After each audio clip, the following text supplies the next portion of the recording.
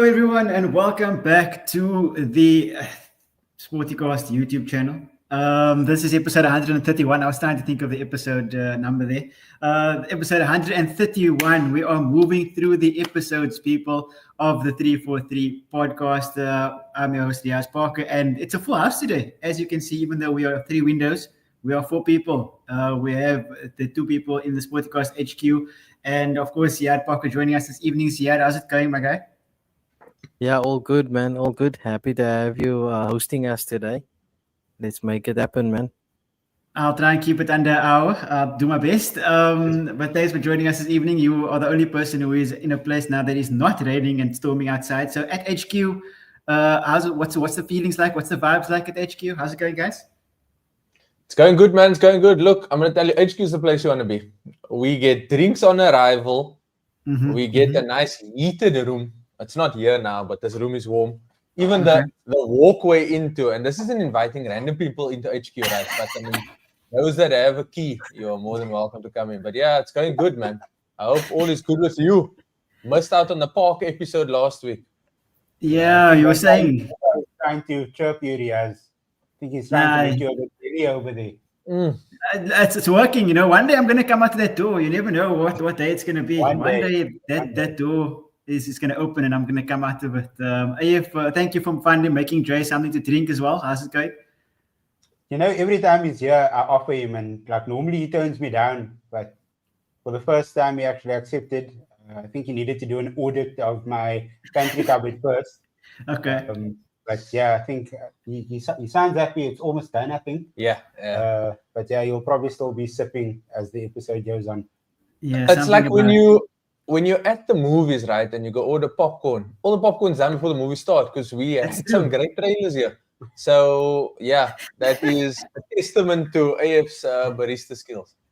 Or is it because it was too cold and you drank it too quickly? I'm gonna go with the barista skills because I am in his place of his humble abode here. His humble abode. Fair enough. That's lovely stuff. I'm glad you got something to drink, and I'm glad you accepted something to drink as well. You know what Ramiz is saying, as long as nobody pops out of Abe's closet. You know, there might be many things in Abe's closet, but we'll keep that door locked at all costs. At all costs, that door will be locked. But in today's episode, guys, we are going to be covering, of course, the week one review of what happened this weekend in the first weekend of the Premier League. It's back, and I assume we're all happy about it. Maybe some of us less happy. We're then going to go into some transfers, looking at some transfers that have come up over the past week or so, maybe a bit longer. I mean, talks advanced for 3 weeks nowadays. I'm not sure why that is, but in any case. And then we will end off by looking at some big matches for this weekend. Two massive matches specifically, and I'm very, very excited for this episode. But if you are watching live now at the moment, guys, drop a like on the video if you are able to, please, and of course share the video, tell everybody else that we are live at the moment so that they can come and join in the chat, and let us know also what you thought of the Premier League week one, or your takeaways from the week one of the Premier League in the chat. Get talking and we'll respond to you as soon as we can. But yeah, let's start with some of the matches from the weekend, because there were quite a few ones, and I want to start with obviously the main one, which thank goodness doesn't involve me but involves all of you guys. Ziad, talk to me. How was the game? Arsenal against Manchester United, 1-0 Arsenal. How do you think the game went in your viewpoint? I have a very short comment. It's just 3 points. That's all. I don't have much else to add from our perspective. Look, jokes aside, I think United came out firing. I think they were more hungry to do something. And, you know, like in my prediction, I said obviously that I thought United were going to win, funny enough. And I think they did everything I thought they were going to do, except get the ball in the back of the net, unfortunately. I thought their pace and trying to get the ball forward as quickly as possible was going to be challenging. I didn't think Arsenal would have that little of the ball. But these are the games you need to win. So 3 points away from home at Old Trafford. I think it's only 3 times in the last 10 years or something that we've won there. I'll take it. But, you know, the sentiment from everyone is that United were the better team on the day. And it's hard to argue against that. Yeah, I mean, unfortunately, well, not true, unfortunately, but I do agree with it. But the important thing was that you guys got that 3 points, like you said. It was a bit of an un-Arsenal performance, even though the goal was from a set piece. But like you said, guys, Wow, it's that unhappy This with the guy just performance. he just mentioned set piece and then suddenly he's excited. Keep it together. You're an Arsenal fan. We already can see it now. I have the handling skills of Baindo. I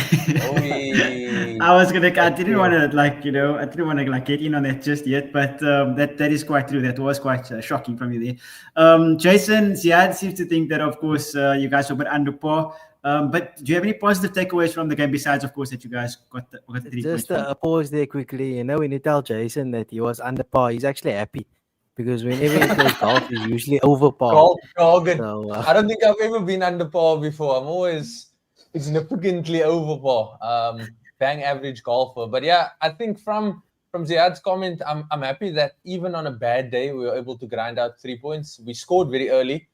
So you almost felt like it was going to be one of those games where like United would come back into it. And for all intents and purposes, they were so close. They were 90% doing everything correct. And the 10%, like Ziad was saying, that they just couldn't get the ball in the back of the net. Yeah, so on a day where we played subpar, I think I'm happy to walk away with 3 points at Old Trafford.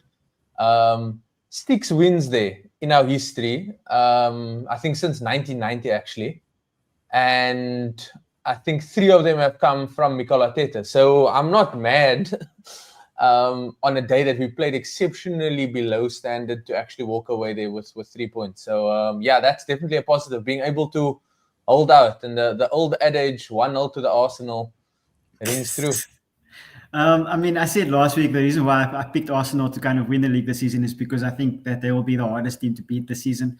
And it kind of showed a little bit because, I mean, United were really good. They played really, really well. Cunha and Mbeumo look like they've changed that team wholeheartedly. And the only issue is that they like you said, like you both said, they can't get the ball in the back of the net still. And that was the issue last season as well. So if talk to me about from your side, relying on corners and trying to get the keeper to handle for more than 6 corners.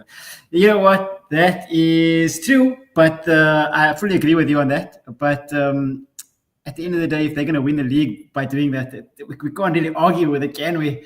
That's the problem. And yeah, like Ramiz is saying, that the keeper is a massive issue. But from your side, how did you feel like the game went? Obviously, you guys played a lot better, but is that going to be good enough?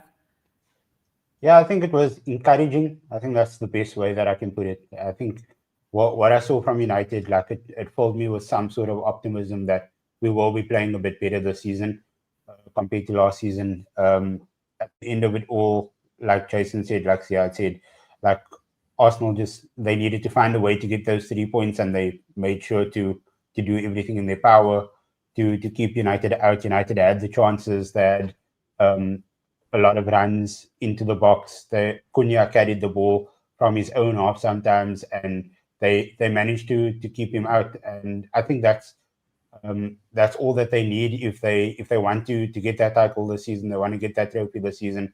They have to grind out these victories, even if they don't play the best football. Because I don't think Arsenal played well at all this weekend. But what matters is the 3 points. What matters is them coming away with a win. Other things that encouraged me as well, our backline before Luke Shaw was taken off. So you have a right footer at right centre back, you have a left footer at left centre back, and De Ligt in the middle. Before that change happened, it just all looked so good. Balanced nicely. They had this understanding together and stuff like that, and De Ligt absolutely like manhandled Gyökeres. I think Gyökeres had like 7 touches in the entire game, or his 58 minutes that he was on the pitch. And that's all down to De Ligt, like being this like warrior that he was over the weekend. And like I said, fills me with optimism, and I hope to see more of that moving forward. Yeah, and talk to me about the goalkeeping issue. Is there going to be kind of a tip into the market, or are we just going to accept that we have to go with 2 mediocre keepers for the rest of the season? Yeah, so I don't know if they. I know that Ruben, the noises that Ruben is looking at the midfielder. I don't know if there's going to be enough funds for a midfielder and a goalkeeper. Donnarumma looks like he's on his way to City, probably demanding around about 380 to 400k a week, something that United can't do. So the other option for goalkeeper is Seno Lamens, and I think if he does come, he's still going to be number 2. I don't think he's mature enough to be number 1. But I think if United waits another window or another year until next year, June, July, other teams will probably come in for him, and I don't think United will then have a chance. But yeah, if I'm thinking about between a midfielder and a goalkeeper in this window, I think they go for a midfielder instead. I think that they'll just grind it out with the same keepers for the entire season. Trusting Onana. That's lovely to hear, to be honest with you. No.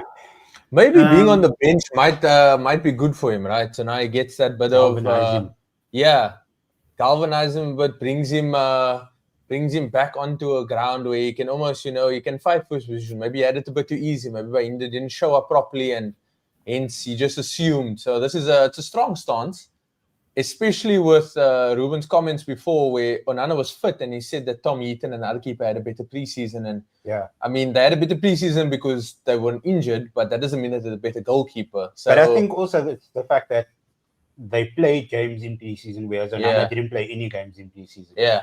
So, I mean, like, hindsight is a tricky thing. Yeah. You can say everything that you want to after the fact, but before the game, like, he was well within his right to say that they've had a preseason, they've had a better preseason, and now they can move forward. Yeah, Ramiz, maybe you should shoot them a DM there and tell them, listen, we have some, we'll ship them to them. Where is Walid? Ramiz, call Walid, tell him to come to the chat. And yeah, but that's it was a good result nonetheless for Arsenal. Starting with 3 points is always good, especially like both we said at Old Trafford. Ziad, I want to come to you. I want to keep the 4 that we're previewing out of the conversation for now.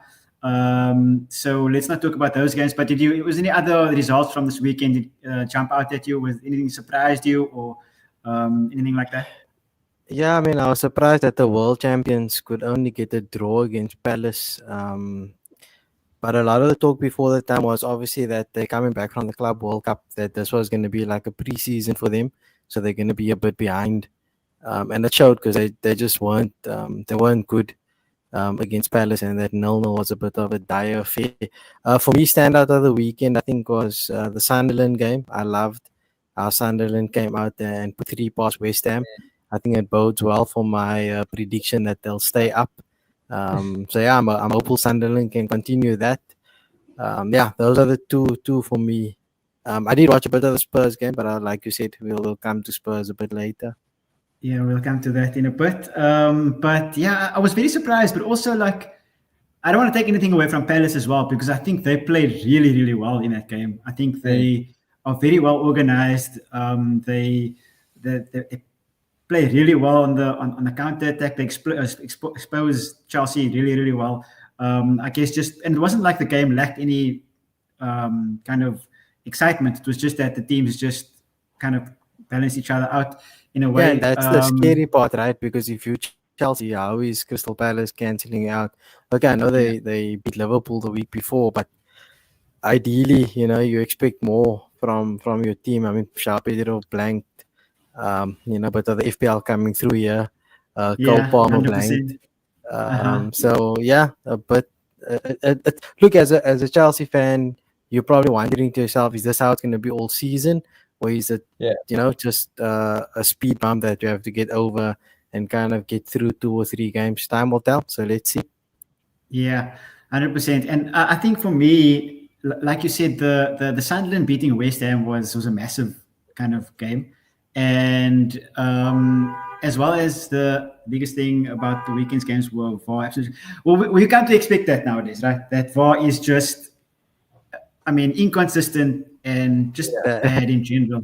That's like the subtitle description of our whole we 3-4-3 VAR is shocking.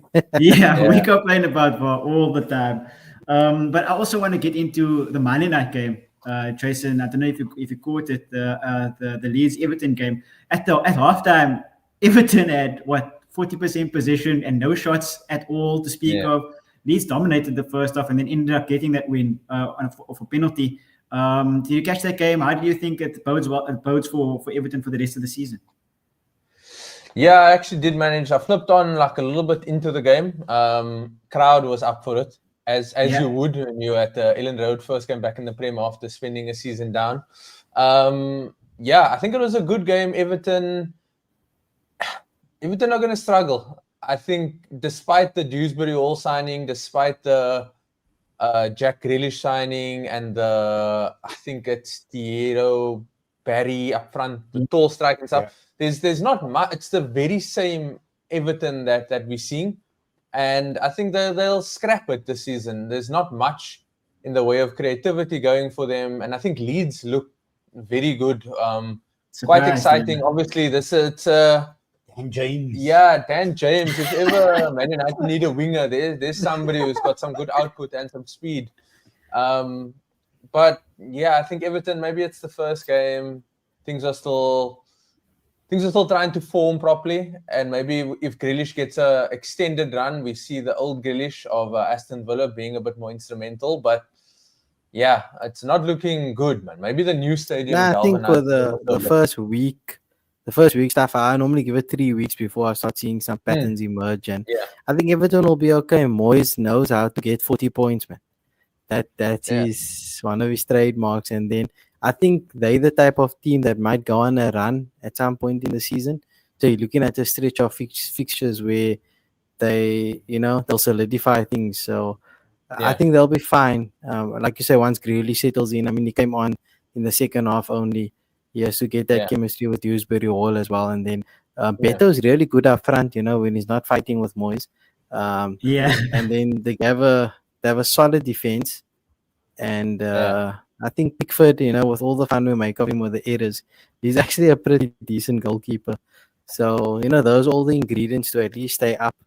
And I don't think they have any higher hopes. I think that's all they want to do is stay in the league.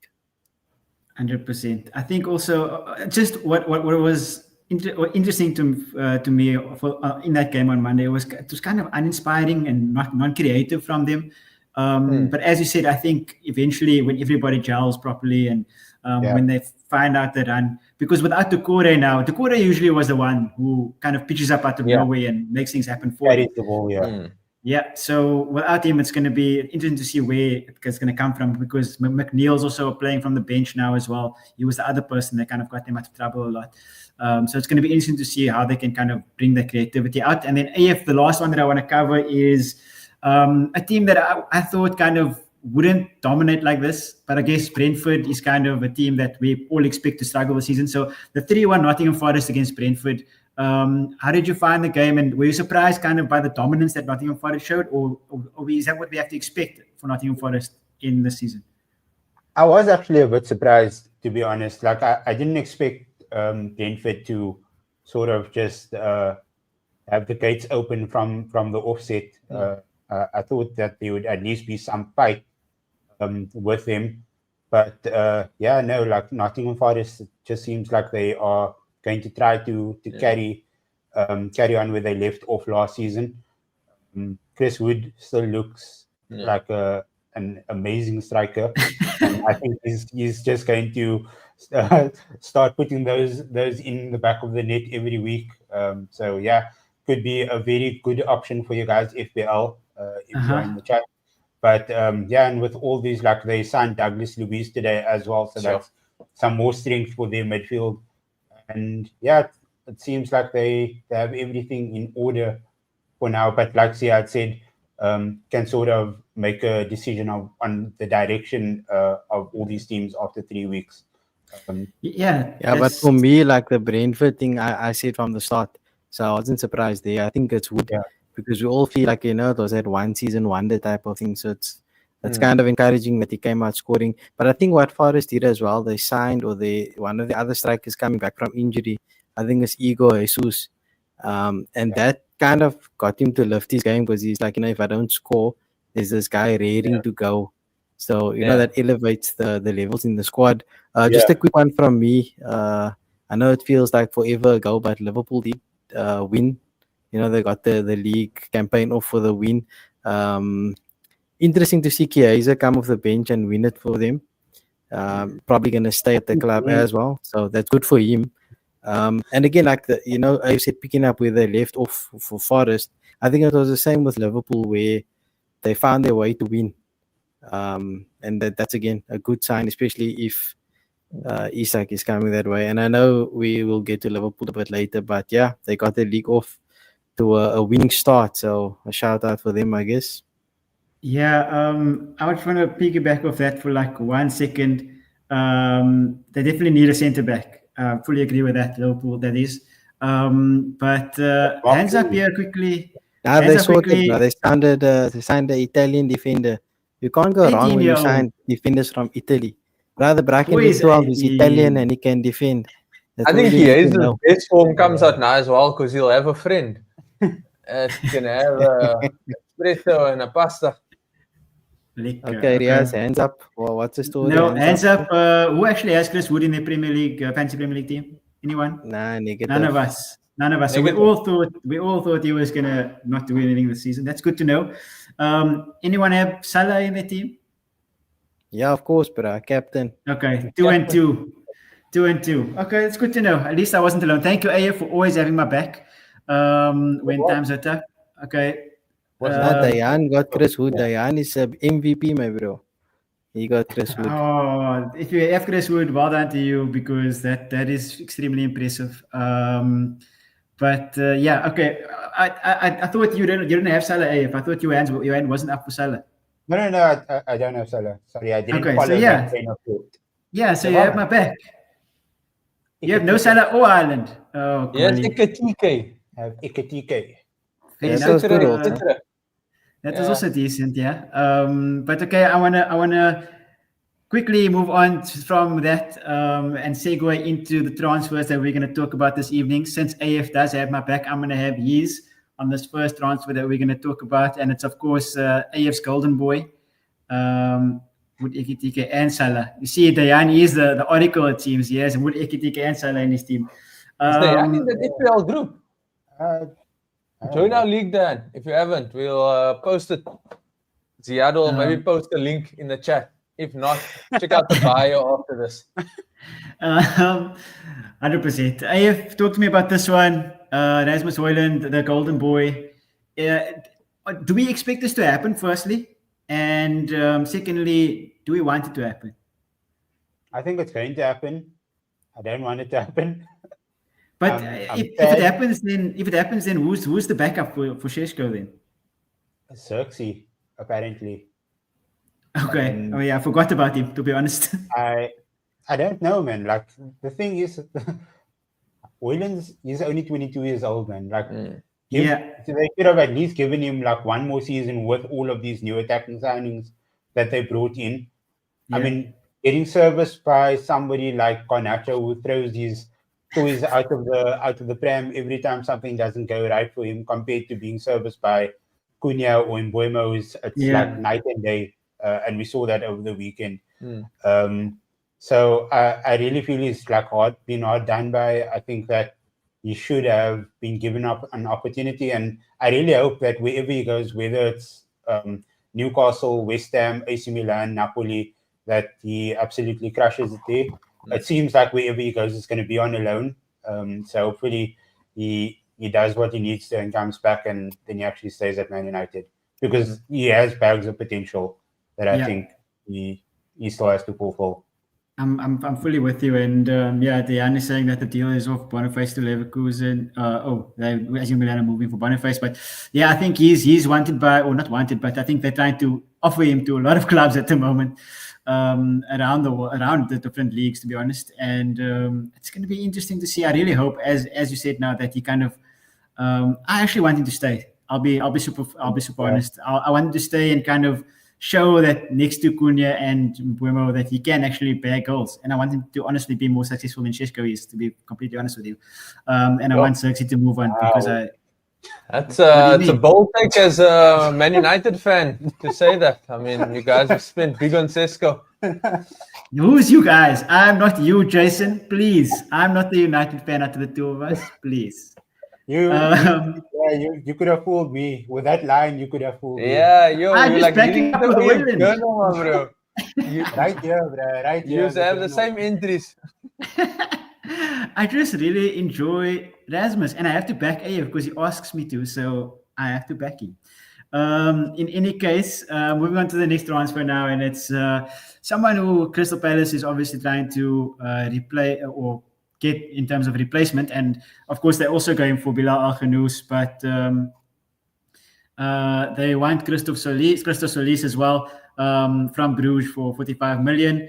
I think they want to kind of, pay them up a little bit. I have some options as well because they didn't really replace what's his name from last season, Ulisse. They didn't really replace Ulisse either. And Tzolis, he hasn't been extremely prolific. He only scored 16 goals and got 9 assists in last season's Belgian league. So he's not extremely prolific, but he has kind of the attributes to do really, really well. I mean, Ziad, in terms of a replacement for Eze, I think kind of spreading the eggs into two rather than just trying to go and replace him one for one. Do you think that's a smart move? Yeah, I think you give us our options, right? With these guys, they can play across different positions. I think they're still hopeful they can keep Eze. I don't know if they will be able to, but I think they'll Don't tell try, me that. especially in the World Cup year. No, it's the reason I say that is because the World Cup year, if you can guarantee these guys game time, right? So Eze, for example, they're gonna play every single game, 90 minutes a game, unless they get a bit tired. But no other club that they want to go to or might go to can offer that. And I think this is the only year you could probably negotiate like that and say, look, stay the year and then you can move on next year. With Gaye, for example, we might tell you in January then, or go for free, we don't mind, because they're not going to get a replacement for him, even if they sell him now, right? Yeah. Because of what he means to the club. So those type of players, I think it's good to just get some backup for them, but it's hard to replace them. It's really hard. 100%. Especially like you said, Gaye. I mean, they had a bit of a spat, didn't they, after the game? Glasner and Gaye. Yeah. I'm not sure, Jason, what you make of that. Do you think? It's about 10 years, isn't it? Yeah, it's quite tense, eh? I mean, especially with the sort of role that those two. I mean, it's captain and coach, and they've had probably the best season in their history in last season, and now bringing it over into this season, winning Community Shield as well. So it is like really tense, but I don't know. They'll probably come out and say, he was just frustrated with the decision that happened in the game. He wanted to get inside, but it's clear as day that they called him and he just walked away. So yeah, maybe Alexander Isak and him are just in like direct communications, and that's what you do. Maybe Garnacho's in a group chat with him as well, and he's also trying to do something. Sancho's actually the admin. Okay. So there's awesome force from the guys meeting up somewhere. But yeah, I can agree with Ziad to an extent. I think also maybe for these players, they're also getting on, and I think with the prevalence of the injuries that are coming about, you almost want to test yourself while you're feeling like you're in your peak. So they angle for these moves because, I mean, Mark Gay is 26 maybe, 26, 27, hitting his stride. Is it the same? You've basically done well for a small team. You want to test yourself and prove to also become a first choice starter for England in this World Cup year, like Ziad says. So yeah, I think this move would be good because it maybe part covers the Ulisse, but then also the potential Eze departure. They will have to sign somebody else, and you had mentioned that kid from Leicester. But yeah, I think Oliver Glasner's got a good system there, and you throw in a few guys, and he'll be able to make it work. So yeah, 40 mil seems like a going price nowadays. The thing is also he has Premier League experience. He played for Norwich a couple of years That's ago. not much Premier League experience. They used to lose 4-0 every week. He didn't touch the ball. So like he has some Premier League experience over there, and he can play over both wings. Yeah. There's so many people like in the Belgian like circuit that like they've rated him as phenomenal. Yeah. So he'll probably be at Crystal Palace for like 1 or 2 seasons, then he'll probably look to leave Probably again. make some profit on Yeah, him. because like he you ends said, up putting himself in the window, and everybody starts noticing him, and Palace then makes some money off of him in about 2 or 3 years. Like I said, and this is like for all competitions, he scored like 21 goals and 16 assists last season. That's so decent, actually. You can play on the left wing, you can play on the right wing, and I think that's something like Palace need, that sort of utility player, especially like if they're going to lose Eze. They didn't replace Olise properly.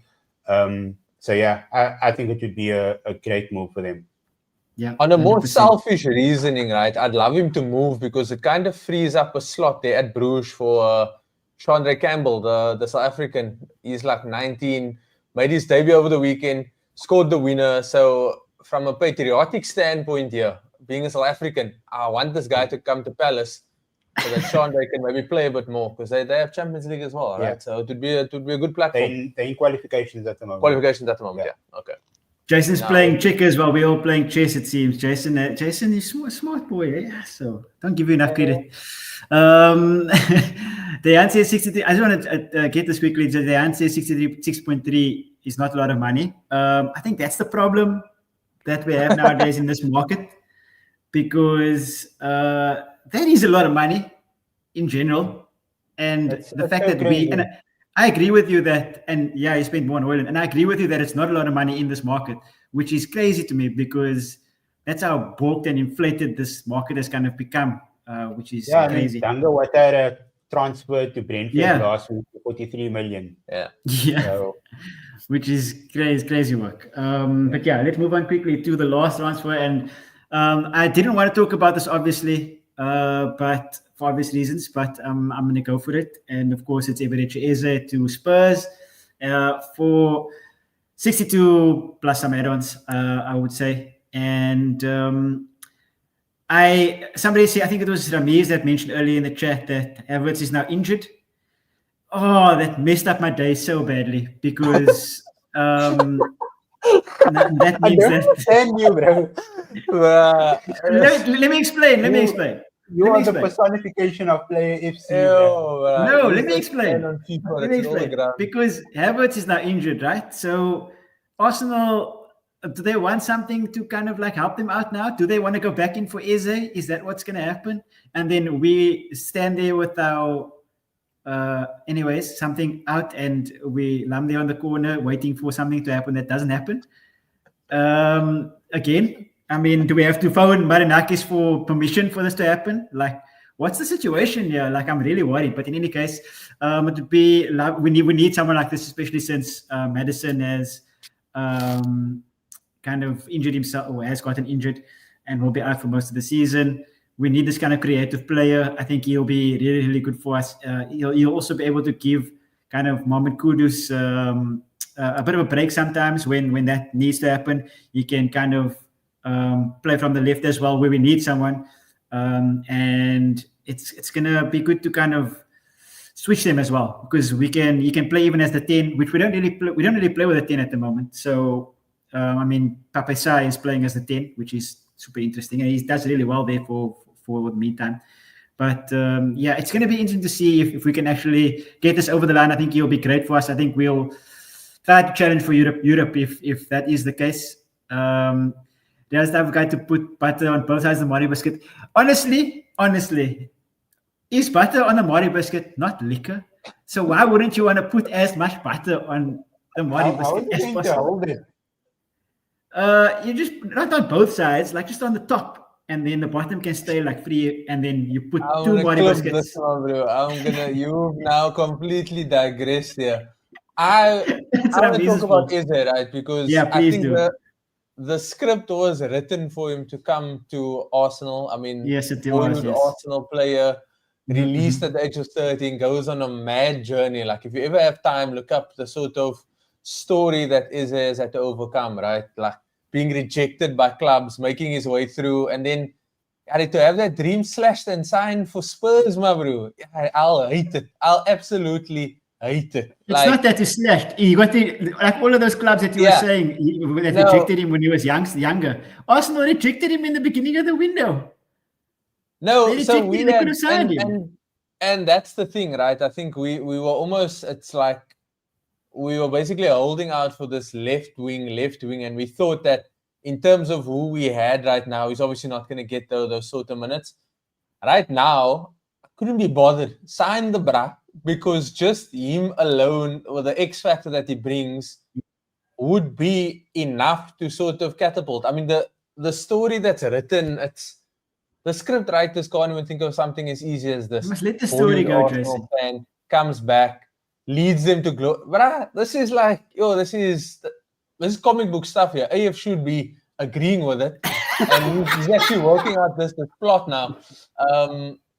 But yeah, no, it's if he does go to Spurs, I was actually just I'd thinking hate to about see it. Like you saying off the left wing, and then you had Martinelli that had that horror show over the weekend. Bruh, I think people look at his output, right? And naturally and rightfully so, it is 100% that guy put in a shift defensively, right? And it's not it's not what I want my left wing to be doing, but he had to do it. So yeah, I'm not sure what's happening with him, but yeah, left wing would have been interesting, but he would also have to put a shift to the way we played over the weekend. So yeah, you could have put freaking Neymar there. Okay, Neymar doesn't defend, so yeah, that's fine. But look here, man, stop talking nonsense here. The real question is, where were you last week, man? Mr. Bray wants to know, where were you last week, Jason Ronnie? I was trying to figure out what he was saying. Yo, I missed my bra Salah. Where were you, brother? Look here, I was just a bit nervous for this Man United Arsenal game. Didn't want to be on to give a prediction. Didn't want to smoke. Yeah, I didn't want to smoke, man. That's all it is. But next week, join us, bro. We'll have an exciting one, Liverpool preview, and that will have some good chatter for you. Arsenal, Liverpool. That sounds terrible. That's a terrible comment too. But in any case, I think you must give Bryce some context, man. You know, if you just tell him what support group you're marrying into, then he'll understand, man. What are you marrying into? He's now inculcated in that sporting fraternity already. Just on the fringes there, just looking in from the outside. I'm going to be in even closer allegiance with the Man United camp, right? So yeah, had to rather step aside, man. Couldn't ruin a happy home making a prediction. Anyways, I quickly, just before we get to the previews of the upcoming weekend, I want to talk quickly about the players under contract going on strike, right? So we've had two kind of really, I don't want to say intense, but extreme, two really extreme cases this window of players, i.e., of course, Alexander Isak and Johan Visa kind of sitting out and kind of not just being involved, even though they're under contract with the club. So, Ziad, I know you were involved in the cricket side of things, but when kind of that happens and a player's under contract and he doesn't just show up and there's first speculation and then afterwards only people come out with these stories, like, how do you feel about this? How are people supposed to, in your opinion, kind of go about this? And is it okay etiquette? Look, we live in a world where we get spun stories. We don't always know the truth behind the scenes. And I think with these guys, they're professionals, they have agents, they go to meetings, they discuss things. All these things goes into contracts. And I think at the highest level, I don't expect this type of thing to happen. This is the type of thing that happens at, super disky level, down in the third division, at like a semi-pro level, man. But you're talking about teams that are run like corporations, right? And if what Isak is saying is true, it's bad from the Newcastle side, for example. But I think both parties are to blame because everybody just wants for themselves, man. And you saw it with Harry Kane as well when he signed a 6-year deal. And then suddenly he was trying to get out of it and starting to spread stories because he wanted to go to City at some point. I think it was 21 or something like that. The thing is, why sign a 6-year deal without the release clause, right? In Spain, for example, you have to sign a contract with a release clause. It's in. So if you were Isak and you signed a 6-year deal, every player wants the guarantee of the long term, right? But then they also want to be able to move when they feel like it just doesn't work like that, man. Like we all have jobs here, right? And you've got a notice period or whatever. Like I always bring it back to this, which is probably a bit boring, but at the end of the day, the rules are the rules in your contract. When you want long-term guarantees, take it, but then also make sure you have an out. Like if you don't want to have a 3-month notice or 6 months notice period, negotiate, my bro. Like Rami says, blame the agents. Agreed. 100%. How do you not negotiate a clause in your contract that says you can leave for a certain amount, right? Now you come with this gentleman's agreement. Guys, in business, there's no such thing. Verbals mean nothing when you get pushed against a wall. If Newcastle must sell Isak to Liverpool, both teams in the Champions League, how does it make you look to other teams and other players? Like, I don't want to go to Newcastle. Why? Because even though they're in the Champions League and in the top 4 in England, they still sell to the team above them. Then he was not going to want to go to that club, right? So it looks bad. And from the club itself, I saw a comment where Newcastle handled it badly. They did. Because if they had all the info, come out at the beginning and say, we made a promise, whatever the case is, and get ahead of it, right? Now you get each other dragging, each camp dragging through the mud. It just doesn't work out. And I think at the end of the day, I see a comment about Trent also. I think he did it the right way. I don't think he did anything wrong. He never brought the club into disrepute, never fought with anyone, unless there's something we don't know, where some people say he led them on, he could have left a year early. Real Madrid's not paying. They're waiting for Konate to be free. They waited for Mbappe to be free. This is the Madrid way now. They tell the player a year before, listen, run the contract down, we'll take you. Download Duolingo, get ready. Honestly, I think I'm starting to really like listening to Roy Keane because he just says it as it is, man. He's like, in what world does a soccer player not want to play and train? Like, who doesn't want to play and train? Like, you can do all this crap, right? You can want to leave, you can throw your toys out the car. But what soccer player doesn't want to play and train? And it comes down to that. So I don't know even if he does move by the end of the window. If he moves, I don't know what Liverpool's going to get, because he's definitely not going to be the same player that came into this, because he might have a chip on his shoulder. I mean, we saw the Torres transfer. That didn't work out. Where he worked his way out of Liverpool to go to Chelsea. That was a proper flop. Coutinho working, pushing his way out to Barca. Again, there's so many examples of this where these guys do weird things to get out. And, I went on a bit of a rant there, but I think I covered that's it. good. I like it. It's not about Trent refusing to defend. It's Trent couldn't defend. It's not like he refused to defend. He just couldn't do it. That's what Bray said. Off the back of what he had said, like at least we know that it's not like really like infected other players fully, because if we look at Crystal Palace, Gay and Eze, they're still playing for Crystal Palace.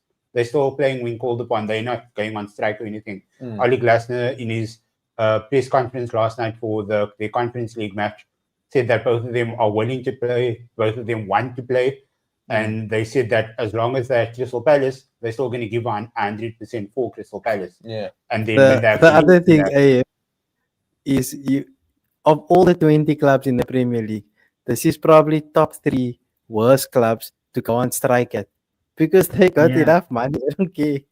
They're like, oh, we're paying you so much, you're not going to play. Okay, cool.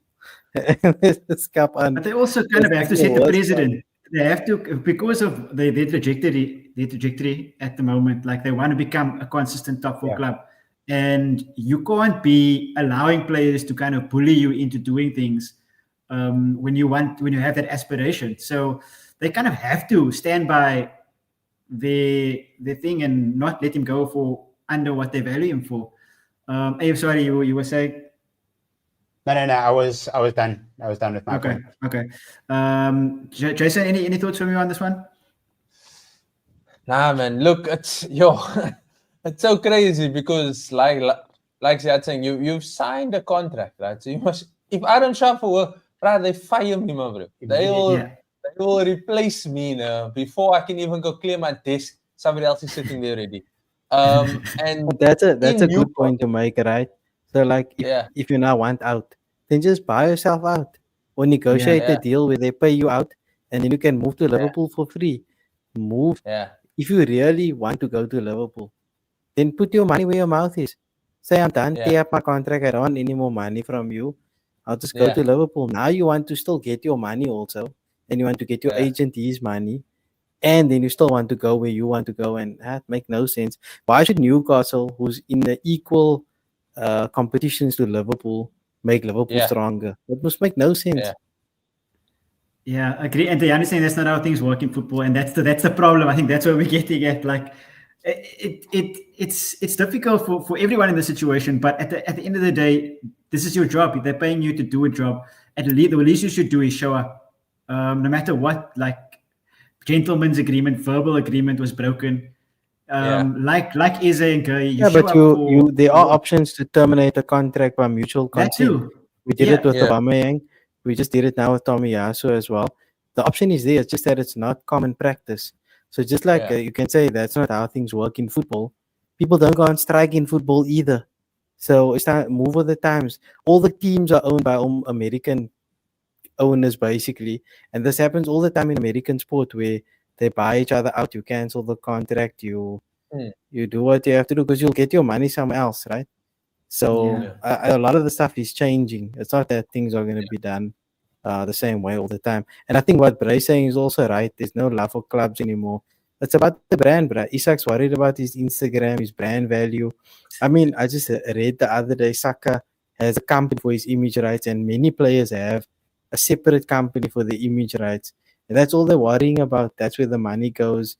And every single player essentially has a company set up in their own name that deals with the image rights, you know. Oh, golly. Someone is into the chat here. Sorry, Ziad. No, let him come. He's like, that brother that comes in the Royal Rumble, man, that runs in all excitement, jumps in the ring, and the first brother that he comes into contact with knocks him over the top rope. That's him. Santino Marella. There's a Geordies. Look, he was a bit slow on the draw tonight. No? He was a bit slow on the draw. He came in a bit late. He was. And Diana, I'm going to come to you quickly. I fully agree with you on this, but at the end of the day, Newcastle. Don't be sorry. Yeah, please do. But now, see, like I don't agree with what you're saying. That's all fine and well. We do agree. The mechanism to get to where you want to go isn't just to go, I'm on strike and expect the team to sell you when you sign a 6-year contract. So you sign a 6-year contract for whatever fee, and then, I don't feel like we can win, so you must tell me. How does that work, bruh? That doesn't make any sense. It's a catch-22. And put in a release clause that if the offer comes, I must go. Done. If you think they can't win. So I think it was just poor design of that contract. Maybe Newcastle thought that they'd be able to keep him forever. Maybe there were promises of other things happening. So it's football, but agree that your own fault for believing the promises. Verbal don't work in professional sport. This isn't Santos. You can't believe all of the promises that they give you. Jay, this is going to segue us nicely into the game on Monday between Newcastle and Liverpool. Newcastle, of course, drew 0-0 this weekend. Liverpool, of course, like we said earlier, somehow pulled out that victory. I don't think so. I'm going to say somehow, but they somehow won. 4-2. It was a good win, actually, to be fair. And they're playing together playing each other on Monday. Isak's situation still in the balance. How do you think this is going to go? Where do you think it's going to kind of be important for the teams to thrive against each other? Look, I think it's definitely going to be a feisty sort of environment. Monday night under the lights of James, as I've gone there, or not I've gone there, but I've watched Arsenal go there and lose many times. Not that we had a player that was striking. That went in his dreams. In my dreams, I was there with Santiago Munez. I think it's going to be a feisty one. It's that it's Liverpool's front line right now. They changed. I'm not going to say they changed front line, but the threat of Ekitike is going to cause Newcastle problems. I think Salah is largely anonymous to an extent because Wirtz and everybody played down that left-hand side and it flowed through that way. But Salah is Salah and he will leave with something. But I think every Newcastle player is almost going to take what they feel for what Alexander Isak is doing out on any Liverpool player. So it's going to be a nice scrappy affair. And I'm upset that it's Monday night because I must go to work the next day, but I will be there. Lovely. We love to see it. Yeah. If Jason expects a scrappy affair, do you agree with this? I mean, with the midfield three that Newcastle have, a scrappy affair kind of means it's going to be very, very ugly at times. I don't think so. I think it's St. James Park. I think they're going to have a gazillion Geordies behind them. A lot of these players who have come to Liverpool, they haven't experienced that before. I think that could play a huge factor in this game. I like that. I just think that if we're speaking about Liverpool, Cody Gakpo, guys, like everybody's speaking about Beards, they're speaking about Ekitike, they're asking if Salah's going to carry on from next season. Cody Gakpo is going to have an amazing season for Liverpool this season. And I think he was one of the best players on Friday night. Bournemouth didn't know how to deal with him for the most part. But yeah, how mad would it be if Isak plays for Newcastle on Monday night and he scores the winner? Oh, I'd love that so much. That would be absolutely wild. This is that Rey Mysterio against Eddie Guerrero fighting for his life. Isak's going to be brought out. Yeah, custody is going to, literally, they're going to bring him out. They're going to say, guys, end of the match, winner takes all. And it's going to be like a 2-for-1 maybe Anthony Gordon as well. Oh my word. So talk to me about what do you expect after this game, and then give me your prediction, please. What do you think is going to happen? I don't think anyone's going to get a red card, but I think if Newcastle want to be taken seriously, this is the game where they have to rally and they have to show that they're going to play as a unit with whoever's put out on the field. And if Isak doesn't want to play, that's fine. They'll go at it. And I don't think Isak plays until the transfer window is closed. So he either moves to another club or the transfer window closes. He realizes he can't go anywhere. And then they come to some sort of agreement to reintegrate him, The fans hate him at the moment, though. Yeah, but a couple of goals, the fans will love you again afterwards. Exactly. Literally. I can see that's generally how it goes. October or September when he makes his reappearance and he scores that first header and they're going to love it again. They're going to love it. There's another comment there about, absolutely fickle. Our host is a fickle one, he jumps from player to player.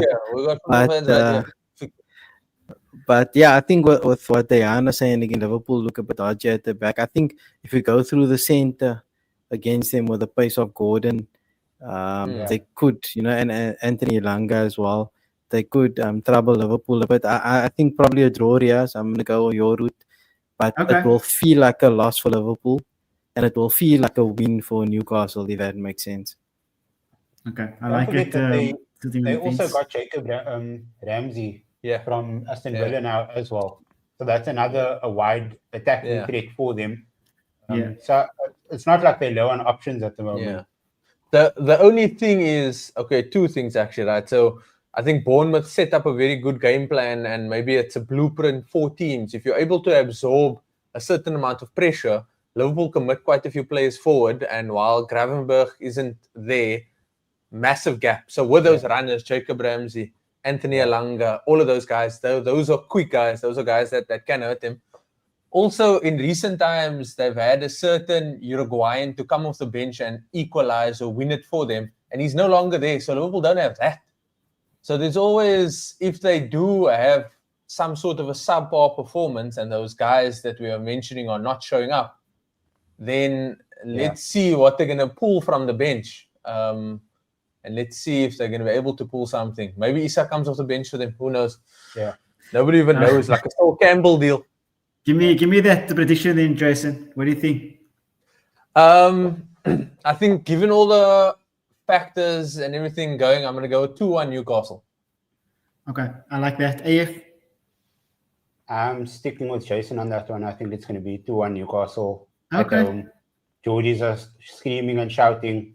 It's going to be a good one. I like it. I was also going to go 2-1. I'll go 3-2 just for the bands.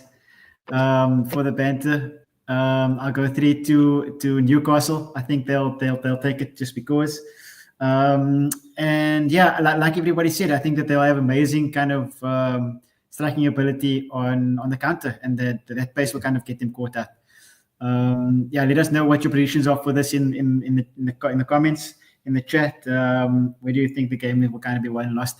I've obviously left the best for last, and that is, of course, Manchester City against Spurs. The actual game of the weekend. It's going to be a banger. AF, I'll start with you. How did you see the first two games? Obviously 3-0 and 4-0 for the teams, both winning on the first weekend. How did you kind of see those games? Were you surprised? And where do you think the game will be won and lost this weekend? So I'm going to start with Spurs. I think they played the way that I thought that they would play under Thomas Frank, and that's not a bad thing. I think that they looked really, really good, and they looked really methodical and strategic in their way of playing, compared to just like all-out attack and we don't care what happens. We're going to play the highest line possible, and if you play on our shoulder and make those runs, then you're going to score a goal. Like there's a lot of thinking about how Thomas Frank is fielding his team, and even like with the subs that he makes in game and stuff like that, it's very like he thinks things through to the fullest extent. So I think from that point of view, City might have a bit of an issue in trying to break down that defense, but also on City side, they also looked absolutely scary over the weekend. Your guy Tijani Reinders, just like he just my favorite, put the entire Premier League on notice. I think that performance was insane. Like other people scored goals also, but he just like commanded. His presence was like so commanding during the game. I think it got to a point where the players like who were trying to like close him down like gave up halfway, because before that they can try to close him down, the ball was really gone to whichever player he passed the ball to. And I think at the end of it all, I think it was 35-40 million that they ended up paying for him. Probably going to be the bargain of that we know of. That we know. That's me.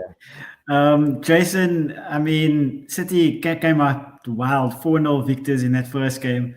Are they just going to be dangerous? I mean, they also, Wolves kind of had a couple of goals to sell out, of course, but is there going to be a way to kind of get at them, or are they just going to blow teams out of the water, or is 4-0 going to be like kind of a regular occurrence for them?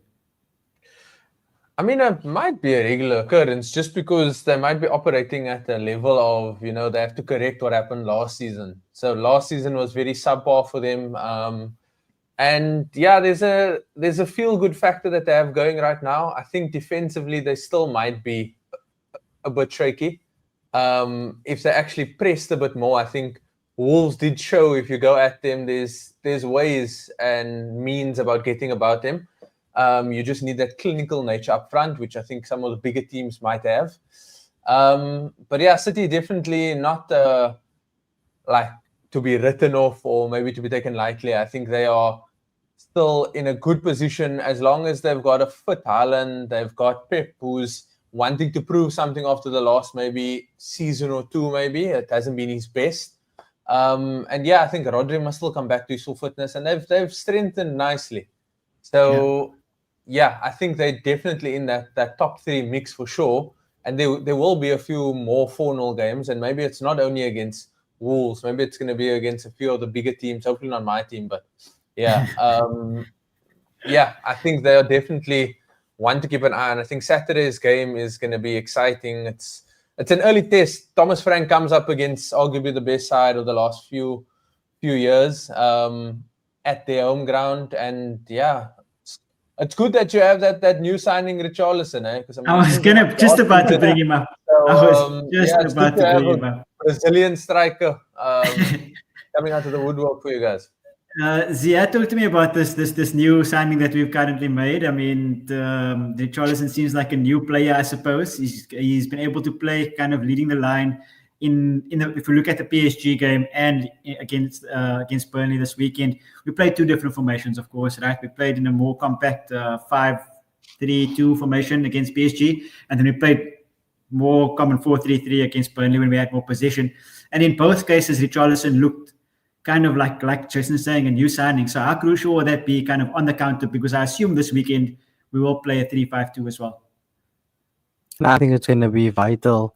I've always liked him. Look, he's an annoying player when you're watching, the foul baiting and the antics and stuff, right? But I remember when he was at Everton, he was really good.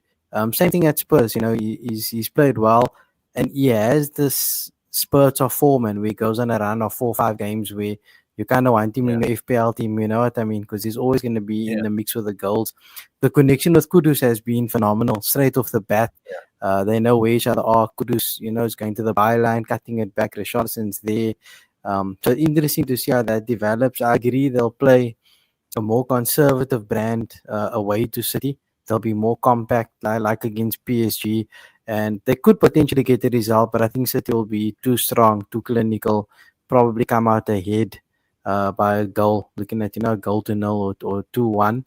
But like the guy said, City's defense hasn't been as solid, but their midfield, phenomenal. A nice test for Saw and co to see if they can handle that. But the nice thing about Spurs, and I mentioned earlier, I watched them over the weekend, when they made changes, the quality didn't drop as much as in previous seasons. So I think they took off Archie Gray and Richarlison, and they brought on Solanke and Bentancur, who was starting for them before. So just by that alone, that depth is definitely helpful, because when guys are getting tired and you're making subs, you're bringing on players who are at least close to that level, so the level doesn't drop as much. I thought Saul was phenomenal. The legs he had in midfield, especially for the second goal, where he kind of took the ball from Richarlison's foot, because he was going at full pace. He wasn't going to wait for him to pass. He was never going to pass him. So he just took the ball off his foot and off he went. So, exciting. I mean, I think that you made a good point there, but I think the difference is that also in that game against in Burnley, we started the three teenagers, or 3 youngsters, I suppose, in that midfield, and it makes a difference when you're looking at the subs, because let's say you start Bentancur and etc. in the midfield, and you bring on Archie Gray and Bergvall, it looks a bit different. Like you kind of see it a bit differently, because Archie doesn't have that kind of pedigree at the moment. But if you start with Archie and you bring on Bentancur, he's easily the better player. Archie Gray is amazing. Will be. He will be the better player. The young talent that's out there, him and Bergvall, really good players. I mean, Archie Gray did a lot last season, playing in different positions, and I think amazing. He'll come along. He's really good. Yeah, 100%. But there's also a clear style to what Thomas Frank's wanting to do, and that is, I think, be a bit more tactically flexible. Yeah. And I think that's years in the Prem has given him that right to sort of change things around as he sees it. Maybe Ange was a bit naive in his approach. And in Brentford's win, I think Brentford beat City 1 year, and it was a Sean Dyche-esque performance. Right? You put it there, you get it, and you've got, I think, he sort of assembled a team that has a lot of similarities to that team. You got your strong backline. You've got your midfield that's moving like constantly, right? You think of Christian Norgard in that Brentford team, and then you think maybe, okay, this legs that you currently have, and then you've got the tricky front line. Brian Mbeumo, Johan Visser, and maybe somebody else. You've got Kudus, you've got Richarlison, who has a little bit of spice, and I can't get to who the left mid is, but there's a lot of flexibility going about. I mean, there's even a guy like Dejan Kulusevski is he injured? He's injured, yeah. He's injured at the moment, but also somebody that can come in and add some more creativity. So, yeah, I think Thomas Frank goes into this game, obviously, with the confidence of having won his first game, but also that he's had City's number on maybe 1 or 2 occasions. Yeah. And it's that theory of like, okay, which Spurs team turns up? And he could use that. He could play that into his favor. And I think in previous years, Spurs have always been City's bogey team, like for some weird reason. Maybe it was only under Pochettino, but there's some weird thing that you guys have over them, and yeah, it's quite odd. It wasn't only under Pochettino. That was every manager that came. They just knew that we were going to beat City somehow at least once in the season. I'm not sure how, but even Ange beat City, which is crazy. 4-0 last season, crazy. Eze will start perfectly into that left wing. I fully agreed. Hopefully that will happen. AF, talk to me about your prediction for this game, and yeah. I'm not sure. I'm a bit scared, to be honest with you. Oh, also talk to me about how important it is for Christian Romero to have signed a long-term contract once again. Odd for me, to be honest with you, but I almost cried when I saw it. I think that's a good move. I think it fills the players with some confidence as well. There's more faith now in the back line. That partnership between him and Van der Ven is going to be extremely vital this season. So as long as both of them remain fit, because I know both of them normally have fitness issues sometime during the season. So as long as they maintain their fitness, I think it could be very, very good for the rest of the season. But in terms of predictions, I'm going for 1-1 draw. Ooh. Okay. So everybody's stealing my trick now. One of you stole it on the first one. Now, I mean, if people are sitting on the fence and nobody's saying anything, but when I want to go for it, I'm going to pick it out right here. I'm going to go 3-1 City. Oh, that was what I was going to go. Okay, Yeah, I like that. Maybe you should support your first team Spurs and give a positive result. Ziad, talk to me. You said 2-1, did you say? Yeah, I said 2-1 or 1-0. Okay. City by a goal. 1 goal difference. Is that City by a City? goal. So what was that, Abe? Sorry, I didn't catch that. I think is that to City? Yeah. 2-1 to City. Yeah, you said 2-1 City. I'm gonna go 3-1 City as well. I'm gonna stick to my guns just because Jason went for it as well doesn't mean that I can't go for it. I'll go Okay, for but it now as well. what that isn't what your heart is. What does your heart want? What does your My heart heart tells me we're gonna win 3-1. We're gonna win 3-1. That's what my heart tells me. We say Spurs, what do you want? Spurs 3-1 and victors. that's the one that we'll clip. Yeah. You And when are it comes baiting right, me. people are gonna think this guy is the original master of dark arts. Okay, I'm gonna send you to Hogwarts myself. Thank you. I would go. Predictions with Riaz now we have to ask what is his heart? Yeah. What is his heart's prediction? Nah, then he's gonna give us, I'm not sitting on the fence anymore. AC Milan. So, I he was didn't an AC sit on- Milan fan at the stage. He was Club Brugge fan. He likes Christian Tzolis. This So, nonsense, Dave. This nonsense yeah. has to stop. But Jason, thank you, just before 3-1. we end, 3-1 City, by the way. Just before we end, you weren't on the podcast last week. I want to get your three that are going down, please, and your winners, the top three. Give me top three and bottom three of the season, please. Okay, bottom three. I'm gonna go. Yeah, I think Everton maybe go down. I think shocker actually, but I think Brentford don't survive it this season. Okay. I think there's a lot that they've lost, and I think they might struggle. And then I think who's the two teams that came up? So it's Burnley, Sunderland, and Leeds, eh? Yeah. Yeah. I can't look past the fact that Scotty Parker has a lovely record of taking the team down. Obviously, he brings them up. So I'm going to go Burnley. I think Leeds and Sunderland actually survive it. And this could if he survives the season. If he survives the season, yeah, that might be. I mean, maybe when the company comes back. And then top three, do I have to give a particular order or what? Or yes, give me an order, please. Give me an order, please, Jason. Okay. I'm going to back my boys. I think we've now signed a few interesting characters, and maybe we sign somebody else, and I pray it's not Nicholas Jackson, please. I don't think I'll stomach if we take another Chelsea. If you take Nicholas Jackson, I'll cry of laughter. Nah. It will be the funniest thing. Yeah, I'm going to go Arsenal 1, Liverpool. I'm going to go Liverpool 2, City 3. Okay. Yeah. I like it. Sorry, I like. Give me a fourth as well, just for the buzz. A fourth as well, top four. I'm going to go Chelsea United Spurs. I actually think Spurs finish higher than Chelsea. Yeah. Okay, thank you. I appreciate the sentiments. Yeah. But obviously, you have kind of. Don't give us a top 15, please. Don't give us a top This 15. isn't super rugby, but yeah, 100%. United or Wolves in 15th, depending which Portuguese manager lasts the longest.